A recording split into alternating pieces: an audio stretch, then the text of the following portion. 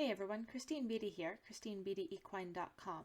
In this video, I want to talk for a moment about handling your lines so that you can be safe and effective with your tools. Review my previous video linked in the caption on the 2 good ways to hold your driving lines. In this example, I'm opting to hold the lines between my first and second fingers, with the line then lying flat in the palm of my hand. In my right hand, the whip sits between my thumb and pointer finger, with that pointer finger acting as a buffer between the whip and the line. Now when we need to adjust the length of our lines, we use a technique called sliding the lines. To shorten my left line, I pinch the tail with my right hand and then slide my left hand forward, keeping my fingers around the line the entire time. To lengthen the line, I just loosen my grip slightly and let the line slide through. Right line, same thing. Pinch the tail with the opposite hand and slide my hand forward. This technique is important because it keeps each line in its respective hand at all times. If we start taking our hands off the lines and passing them back and forth, we risk tangling them very easily or even dropping a line entirely. Sliding the lines allows us to make quick adjustments safely and easily. Pinch the line in the opposite hand and slide your hand forward. Soften your grip slightly and allow the line to slide back on through. Again, pinch the line between the thumb and forefinger, slide the hand forward, soften your grip and it slides back. Shorten both lines by sliding one and then the other to match. Now when you come into a halt and want to release your line contact entirely, you're going to do that by keeping the lines where they are and simply moving your hands forward. Bring your hands back to take up your contact again. The length of your lines doesn't actually change. It's the movement of your hands and arms that releases and then reestablishes the contact.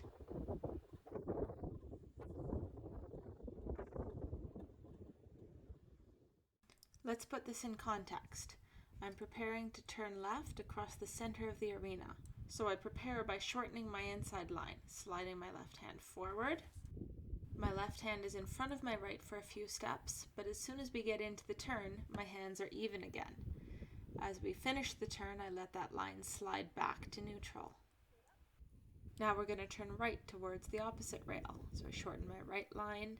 My right hand stays ahead for a moment until we get into the turn and my hands even out again.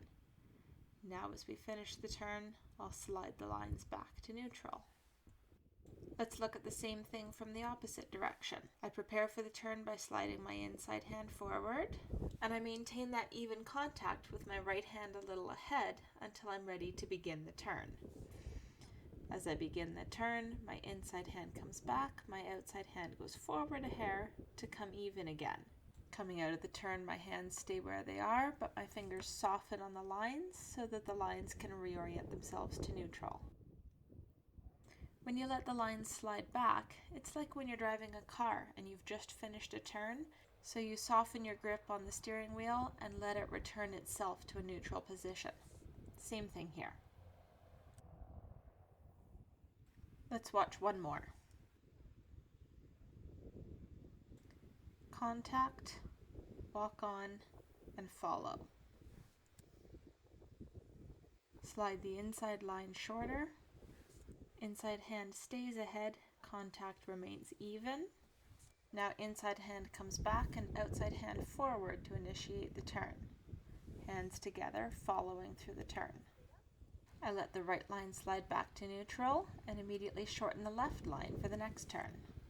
My left hand is my new inside hand. It stays forward until we get into the turn. Now my hands are together, following my horse's movement, and allow the lines to slide back to neutral. Halt, and I hold the contact to redirect my horse into a rein back. 1 step, 2 step, 3 step, and hands forward to release.